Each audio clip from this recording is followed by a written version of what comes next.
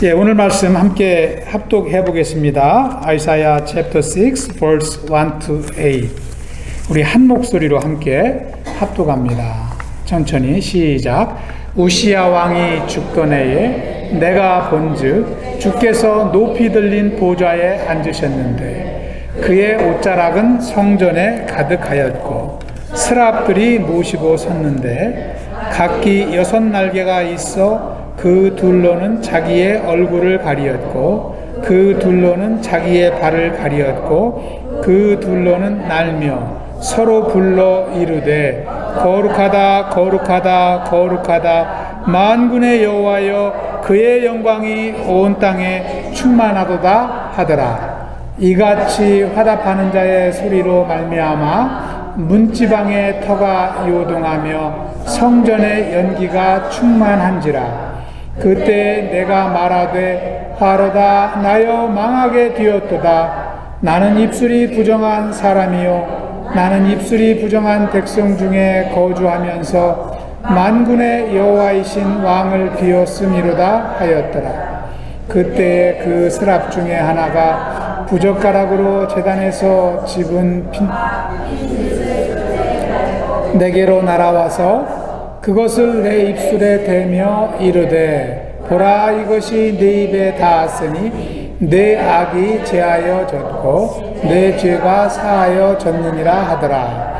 내가 또 주의 목소리를 들으니 주께서 이르시되 내가 누구를 보내며 누가 우리를 위하여 갈까 하시니 그때 내가 이르되 내가 여기 있나이다 나를 보내소서 하였더니 아멘.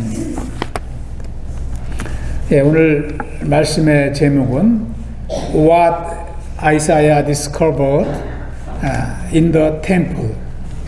이사야가 성전에서 발견한 것이라고 정했습니다. 하나님의 부르심을 소명이라고 합니다. The Calling이라고 하지요. 또는 Vocation이라고도 합니다. 하나님은 일꾼들을 부르시는데 하나님의 사명을 감당토록 하기 위해서 부르시는 것입니다. 그래서 하나님께 부름을 받는 것을 소명이라고 하고요. 하나님이 이 소명받은 자에게 주시는 일을 사명이라고 합니다. The mission이라고 할 수가 있지요. 하나님은 일꾼을 부르실 때에 꼭 목사만 부르시는 것이 아닙니다. 목사만 부르시는 것이 아니고요. 여기에 계신 모든 성도님들도 하나님이 다 소명을 주십니다. 모든 사람에게 소명을 주십니다. 그래서 성도로 부름받은 것도 하나님의 소명 때문에 성도로 세움받은 것이고요. 집사로 충성하고 봉사하는 것도 하나님의 부르심이 있기 때문에 충성하는 것입니다. 복음을 전하는 전도자도 그렇고요. 또 선교사님들도 마찬가지입니다. 다 하나님께서 소명을 주셨기 때문에 그 일에 충성하고 헌신하는 것입니다.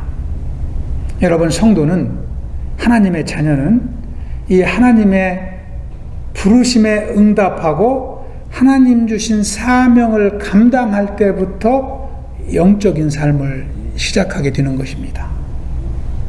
그래서 하나님의 부르심을 받고 사명을 가지고 사는 것은 신앙생활의 아주 기본적인 필수 요건이라고 할 수가 있습니다. 오늘 말씀은 여러분도 잘 아시는 말씀이죠. 이사야서 6장 하면은 이사야 선지자가 하나님의 소명을 받은 말씀이 기록되어 있는 장입니다. 특별히 6장 8절에 보면은 그것을 너무도 상세하게 기록하고 있습니다. 이사야가 하나님으로부터 부르심을 받았을 때, 소명을 받았을 때는 오늘 1절 말씀해 보시면 우시야 왕이 죽었을 때라고 이렇게 기록을 하고 있습니다.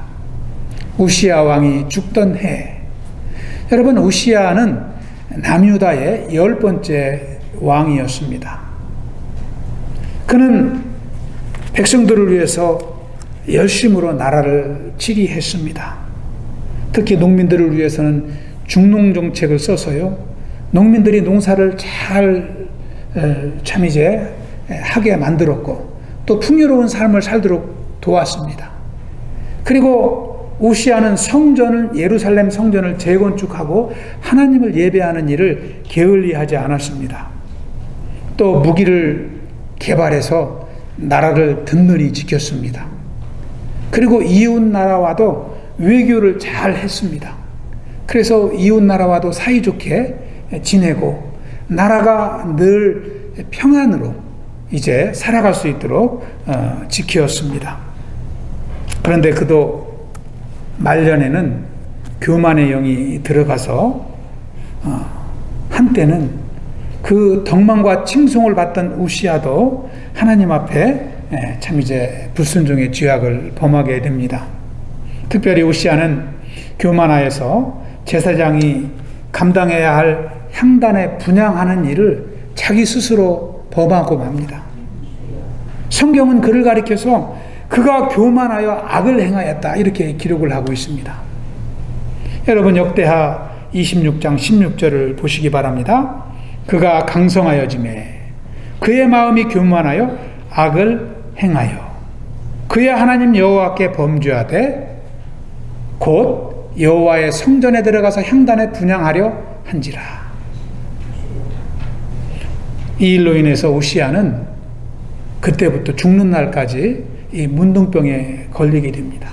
하나님의 심판을 받게 된 것이죠. 그러나 우시아의 죽음은 남유다에게 큰 슬픔이 아닐 수가 없었습니다. 또 나라에 큰 위기가 아닐 수가 없었습니다. 이때 우시아 왕이 죽었을 때에 이사야 선지자는 나라와 민족의 위기를 극복하기 위해서 성전에 나아간 것입니다. 그는 성전에 나아가서 나라와 백성의 문제를 해결할 해답을 찾고자 한 것입니다. 하나님의 지혜를 구한 것입니다. 우시아는 위기를 극복하는 지혜가 어디에 있다고 믿었습니까? 하나님께 있다고 믿었습니다. 그래서 그 왕이 죽은 위기의 때에 이사야는 하나님께 나아간 것입니다. 오늘 말씀은 성전을 찾은 이사야가 성전에서 발견한 것에 대한 기록을 담고 있습니다. 여러분은 주의 전을 찾을 때마다, 하나님의 전을 찾을 때마다 무엇을 발견하십니까? 또 여러분은 주의 전을 찾을 때마다 무엇을 구하기 위해서 하나님의 전을 찾으십니까? 오늘 말씀을 통해서 이사야가 성전에서 발견한 것이 무엇인지 우리가 한번 알아보기를 원합니다. 그리고 우리가 신앙생활 가운데에서도 찾아야 할 것이 무엇인지 함께 생각해보는 시간이 되길 기도합니다. 첫 번째, 이사야가 성전에서 발견한 것은 하나님입니다. 이사야는 성전에서 하나님을 만났습니다. Isaiah met God in the temple. 성전에서 기도하던 이사야는 1절에 보시면은요, 너무나 신비로운 세계를 경험하게 됩니다. 우시아 왕이 죽던 해에 내가 본즉 주께서 높이 들린 보좌에 앉으셨는데 그의 옷자락은 성전에 가득하였다. 하나님을 만난 것입니다. 그는 이사야가 전에는 전혀 보지 못하였던 천상의 세계를 경험한 것입니다. 그의 눈에 들어왔던 광경은 하나님께서 높은 보좌에 앉으셨다라고 기록하고 있습니다. 그리고 하나님의 입으신 옷은 성전에 가득했습니다. 신비로운 광경이었습니다. 그리고 또 2절을 보십시오. 그때 스랍들이 모시고 섰다고 그랬습니다. 하나님을 천사들이 모신 거예요. 여기서 스랍은 영어로는 세라핌이라고 하는데 천사를 가리킵니다. 이 천사들은 6날개를 갖고 있었어요. 그 6날개 중에 2날개로는 천사들이 얼굴을 가렸고 또 2날개로는 천사들이 발을 가렸습니다. 그리고 2날개로는 날아다녔습니다. 여러분 상상이 되십니까? 그런 천사들이 하나님을 보좌하고 있는 모습을 이사야가 목격한 것입니다. 그리고 천사들이 뭐라고 고백합니까? 3절에 보시면 거룩하다 거룩하다 거룩하다 만군의 여호와여 그의 영광이 온 땅에 충만하도다. 막 천사들이 그렇게 막 외치는 거예요. 얼마나 이사야가 신비했을까요? 육신을 가진 인간으로서 또 죄악을 가진 인간으로서 참으로 상상할 수 없는 놀라운 그러한 모습이 아닐 수가 없는 것입니다. 경이로운 광경입니다. 여러분, 우리도 신앙생활 가운데 하나님을 만나려면 어디에 나와야 될까요? 성전을 찾아야 됩니다. 하나님을 무소부재하신 분으로 어느 곳에서 만나실 수 있지만 우리는 성전을 즐겨 찾아야 되는 줄 믿습니다. 여러분, 우리가 교회에 나오는 목적 첫째는 하나님을 만나기 위해서 나와야 됩니다. 목사가 어떻게 생겼나 보기 위해서 나오는 것도 아니고요. 성도님들하고 친교하러 나오는 것도 아니에요. 그것은 2차적인 문제예요. 첫 번째는 하나님을 만나는 것입니다. 하나님께 순종하기 위해서 나오는 것입니다. 특히 저와 여러분의 삶 가운데 크고 작은 어려운 문제들이 많이 있잖아요. 그럴 때일수록 우리는 말씀을 들고 성전을 찾아야 되는 줄 믿습니다. 하나님께 이사야와 같이 지혜를 구해야 되는 줄로 믿습니다. 사람들은 몸이 아프면 병원을 찾아가잖아요. 의사한테 막 주랭랑을 쳐서 찾아갑니다. 어포인문 하고요.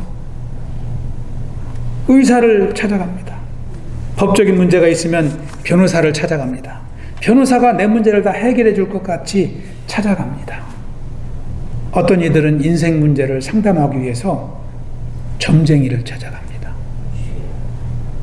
여러분, 얼마나 우리의 인간의 연약한 모습입니까? 내 인생을 점쟁이에게 맡기는 거예요. 복채를 주고 그 점쟁이의 말을 듣고 그것을 믿으며 살아가는 것이 인생입니다. 또 우리는 고민이 있을 때, 어려움이 있을 때 성전에는 나오지 않고 친구를 찾아가서 자기 인생 문제를 털어놓습니다. 친구가 해결해 줄 것 같이 친구와 함께 그 인생 문제를 상담하는 거예요. 하나님께는 나오지 않습니다. 하나님께 나온다는 것은 참으로 힘듭니다. 이것이 우리의 삶의 습성입니다. 그러나 우리는 성전을 찾아야 될 줄 믿습니다. 하나님께 지혜를 구해야 될 줄로 믿습니다. 이사야가 위기 때에 성전에 가서 하나님을 만났다는 것은 참으로 중요한 일인 줄 믿습니다. 그는 기도하던 중에 보좌에 앉으신 하나님을 빗기린 것입니다. 할렐루야. 여러분, 시편 27편에 보시면은요, 다윗의 기도가 나옵니다. 다윗도 성전을 사모하는 삶을 살았습니다. 우리 한번 합독해 보겠습니다. 시작. 내가 여호와께 바라는 한 가지 일, 그것을 구하리니 곧 내가 내 평생에 여호와의 집에 살면서 여호와의 아름다움을 바라보며 그의 성전에서 사모하는 그것이다. 아멘. 우리 교회가 공식적인 모임만 해도 다 참석하면 일주일에 6번씩 만날 수 있어요. 일주일에 6번씩. 공식적인 모임만 6번입니다. 다윗은 성전을 사모하고 성전에 나아가 기도하는 것을 즐겨했습니다. 그의 간절한 소원이 평생 동안 하나님의 집인 성전에 거하면서 하나님을 예배하며 영광 중에 하나님을 뵙는 것이라고 고백하고 있습니다. 여러분, 또 시편 84편에 보시면 여러분이 잘 아시는 말씀이 나옵니다. 10절에 보면은 주의 궁전에서의 한 날이 다른 곳에서의 첫날보다 나은즉 악인의 장막에 사는 것보다 내 하나님의 성전에 문지기로 있는 것이 좋사오니. 이것이 시인의 고백입니다. 저와 여러분이 이렇게 즐겨 성전을 찾을 수 있길 축원합니다.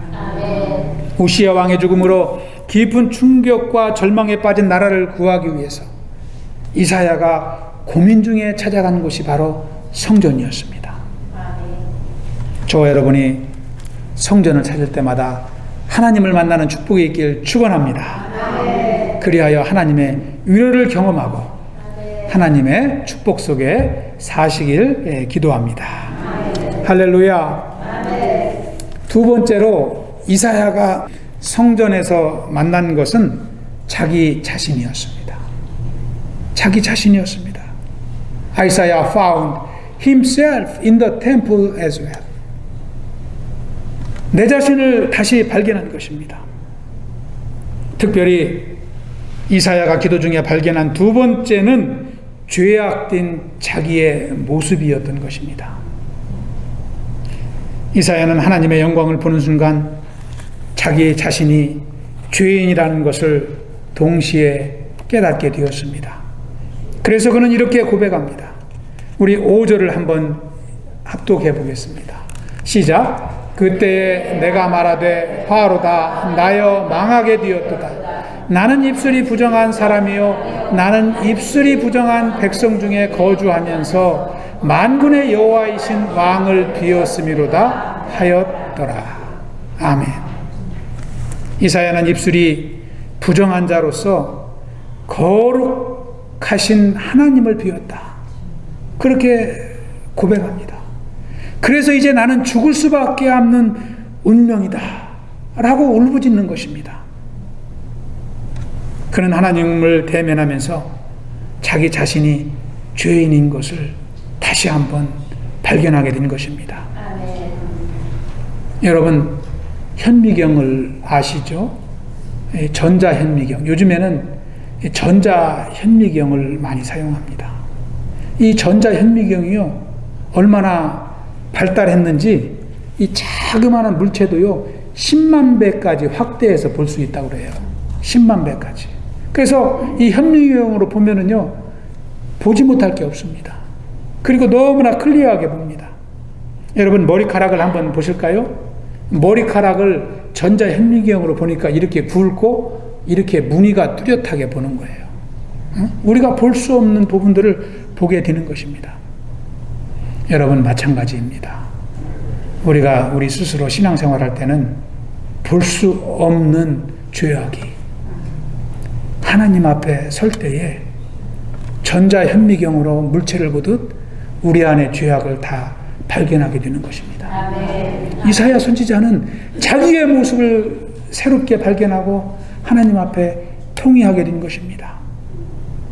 여러분 요한복음 14장 26절에 보시면 예수님께서 제자들에게 말씀하시기를 보혜사 곧 아버지께서 내 이름으로 보내실 성령 그가 너희에게 모든 것을 가르치고 내가 너희에게 말한 모든 것을 생각나게 하리라. 보혜사 성령님이 우리 안에 임하시면 우리가 볼 수 없는 것, 알 수 없는 것 보고 알게 된다는 것입니다. 그래서 우리가 늘 성령의 임재 속에 살아야 될 줄로 믿습니다. 우리는 하나님 앞에 날마다 서야 되는 것입니다. 그리고 하나님의 말씀으로 내 자신을 조명해 보아야 될 줄로 믿습니다. 여러분 우리가 짙은 어둠 속에서는 물체를 볼 수 없지 않습니까? 그러나 빛이 임하면 모든 물체가 드러나듯이 우리가 하나님의 말씀 앞에 설 때에 우리의 모든 자신이 드러나게 되는 것입니다. 그때 우리는 베드로가 고백했듯이 내 자신은 도저히 주님 앞에 설 수 없는 죄인인 것을 고백하게 되는 것입니다. 이사야는 장엄하신 하나님 앞에서 자신의 죄악된 모습을 발견하였습니다.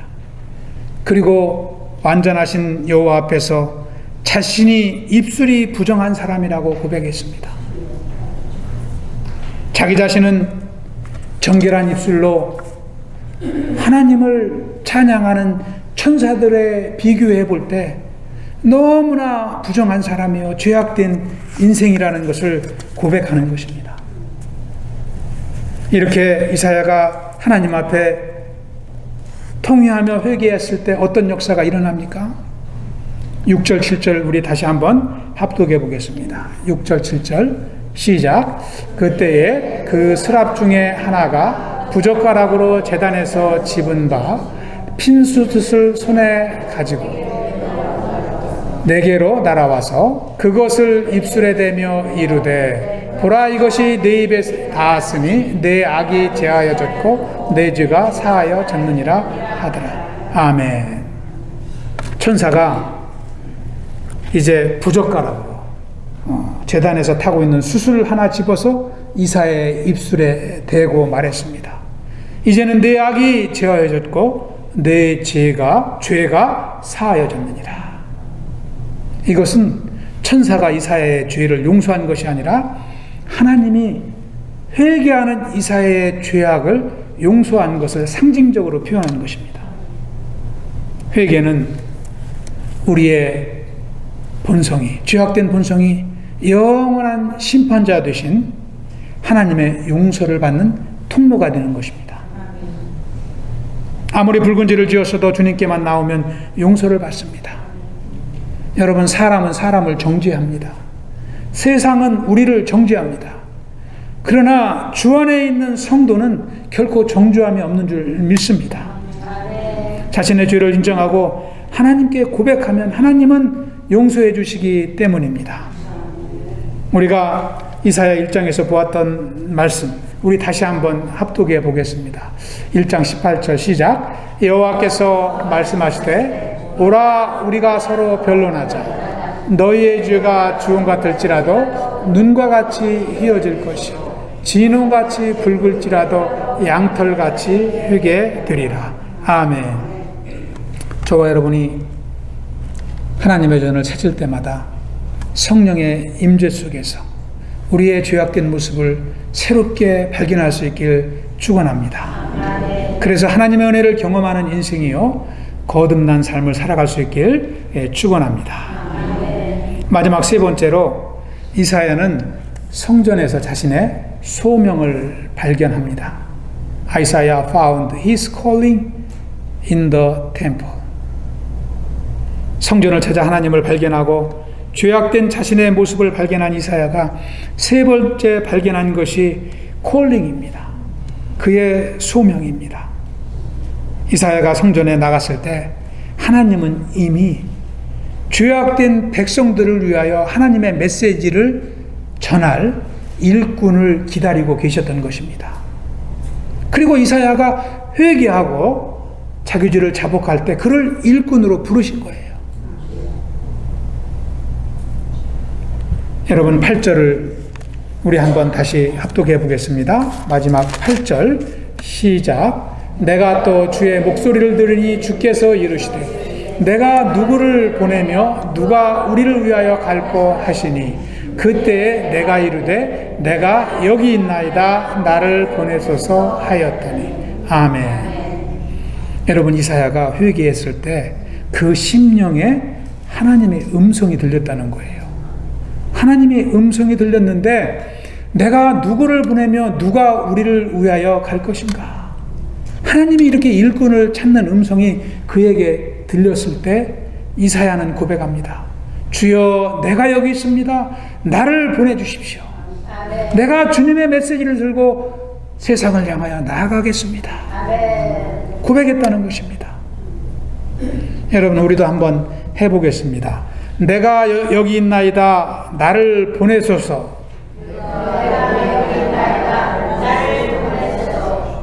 약해가지고 하나님이 못 들으실 것 같아요. 우리가 크게 응답해야 하나님이 나를 일꾼으로 부르시죠. 내가 여기 있나이다 나를 보내소서. 하나님의 자녀의 고백인 줄 믿습니다. 우리가 회개했다는 증거인 것입니다.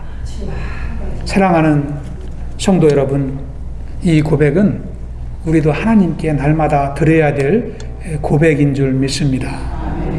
하나님께서 우리를 자녀 삼아 주시고 우리를 구원하신 것은 이 미션을 주시기 위함입니다. 이 사명을 감당하며 살라고 우리를 불러주신 거예요. 그래서 우리가 이 사명 감당할 때 비로소 영적인 주의 자녀로 살게 되는 것입니다. 여러분 사도 바울은 이 소명을 따라 이 사명을 감당하며 일생을 마쳤습니다. 고린도전서 9장 16절에 보면은 바울은 이렇게 고백을 합니다. 우리 함께 합독합니다.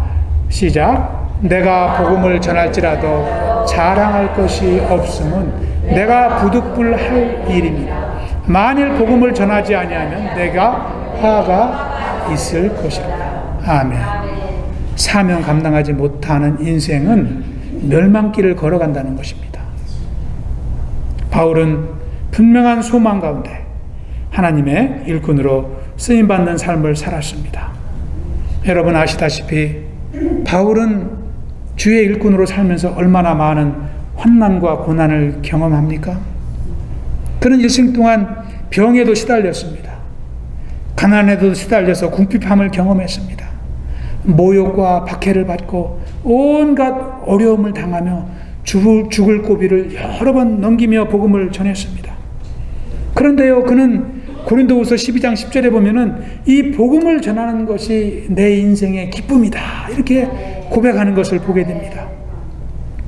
또 사도행전 20장 24절에 보면은 바울은 자신의 생명보다도 복음을 전하는 이 사명을 감당하는 일이 더 귀하다고 고백을 합니다.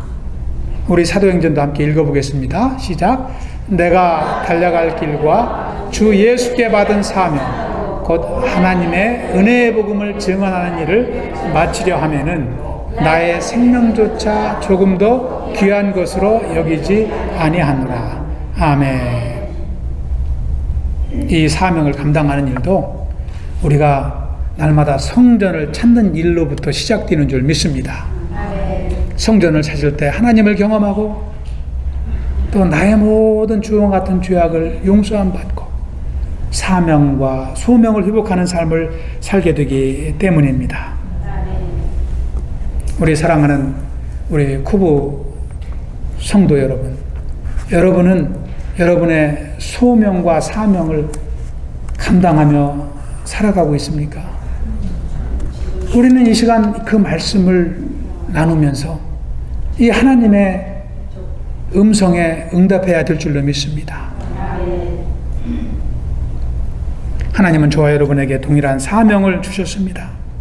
만일 내가 이 하나님의 소명을 듣지 못하고 사명 없이 살아가고 있다면 나의 일생은 하나님의 영광과는 무관한 인생입니다.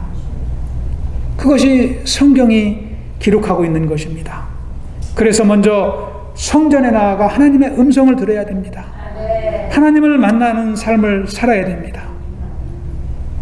저도 예수 믿고 신앙생활 하면서 주일 예배 때, 수요 예배 때만 성전을 찾았던 적이 10년 이상 됩니다.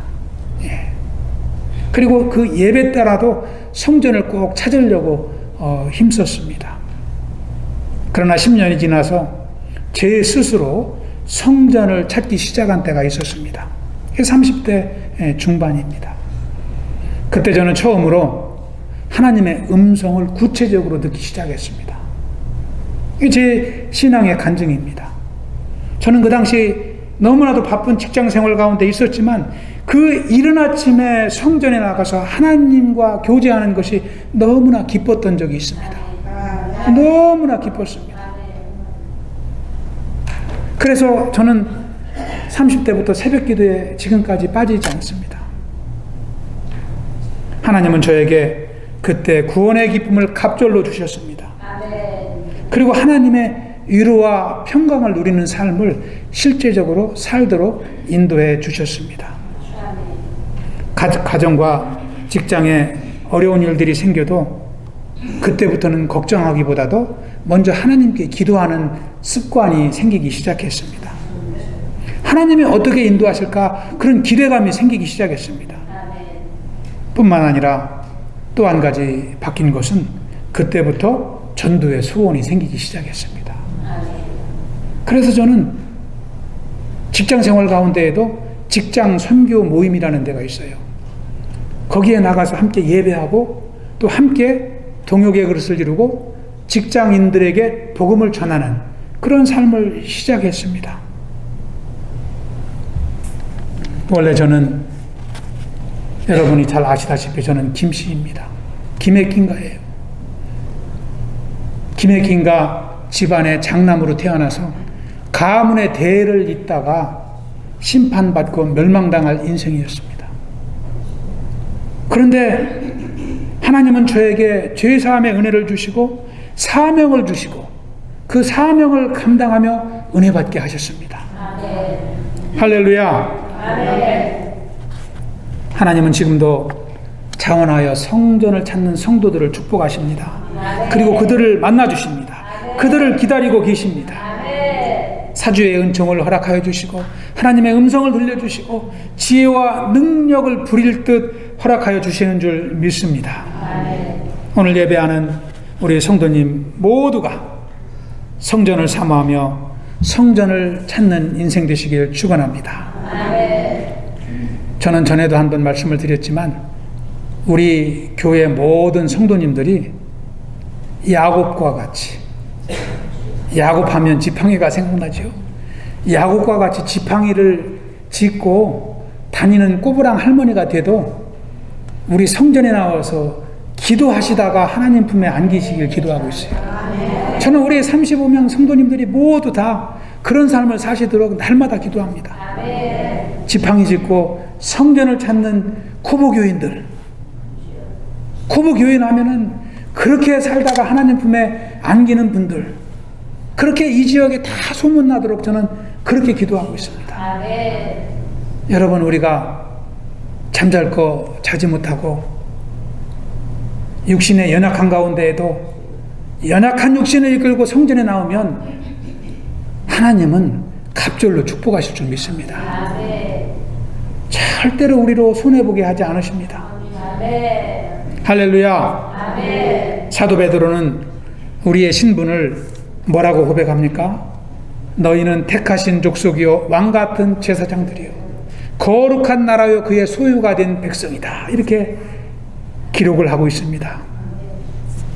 유대인들은 아브라함의 혈통만 자랑하다가 다 멸망받았습니다. 저와 여러분이 한국에 태어나서 나는 김씨요, 나는 이씨요, 나는 박씨요, 나는 미스터 스미스요, 자기 성씨를 자랑하고 가문을 자랑하다 저와 여러분도 멸망받을 인생이었습니다. 그런데 하나님이 불러주시고 우리를 구원하시고 믿음의 후손으로 세워주신 줄로 믿습니다. 그러므로 우리는 사명을 감당하는 삶을 살아야 됩니다. 사명 없이 사는 인생은 이 땅의 수고와 함께 멸망길로 가지만 사명을 감당하는 인생은 은혜와 기쁨을 누리며 영생의 길을 걸어가는 줄 믿습니다. 할렐루야. 저와 여러분이 사명받고 성령받고 복음전도에 쓰임받는 축복의 인생이 되시길 축원합니다. 기도하겠습니다. 할렐루야. 아버지 감사합니다. 주님께서 오늘도 이사야 말씀을 묵상하게 하시고 또 하나님의 음성을 듣도록 인도하시니 감사를 드립니다. 아버지, 나라의 위기 이때에 참 이제 성전을 찾아 하나님의 지혜를 구하였던 이사야와 같이 오늘날 이 시대에 죄악된 세상을 살면서 우리가 주의 전을 사모하는 삶을 살아갈 수 있도록 인도하여 주시옵소서. 그리하여 풍성한 주님의 지혜를 구하며 주님의 능력을 받으며 또 이제 사명을 감당하는 인생을 살아갈 수 있도록 축복하여 주시옵소서. 하나님께서 코보 믿음의 공동체를 축복하여 주시고 우리 각 가정을 축복하여 주시고 하나님의 사명을 따라 승리의 삶을 살아갈 수 있도록 인도하여 주시옵소서. 한 주간의 삶 가운데에도 주님을 의지하며 기도할 때마다 은혜와 기쁨과 평안의 삶을 허락하여 주시옵소서. 감사하오며 예수님 이름으로 기도하옵나이다. 아멘.